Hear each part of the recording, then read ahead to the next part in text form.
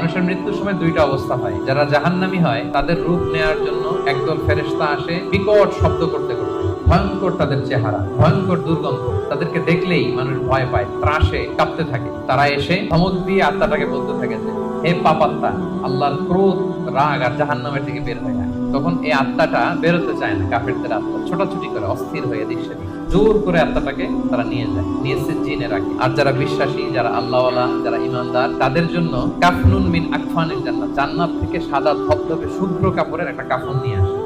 হানুত মিন হানুতিল জান্নাত, জান্নাতের পেয়ালা যেখানে সুগন্ধি থাকে, এগুলো নিয়ে আসে। এসে খুবই আন্তরিক ভাবে আত্মাটাকে ফেরেশতারা এসে বলবে, ইয়া আইয়াতুহান নাফসুল মুতমাইন্নাহ ইরজিই ইলা রাব্বিকি রাদিয়াতান মারদিয়া ফাদখুলি ফি ইবাদি ওয়াদখুলি জান্নাতি। হে পবিত্র আত্মা, আল্লাহর সন্তুষ্টির দিকে তুমি বের হয়ে আসো। বলতে দেরি ওই আত্মা স্মুথলি বের হয়ে। প্রিয় বন্ধুরা, এই দিনটার মুখোমুখি কিন্তু আমরা হতে যাচ্ছি।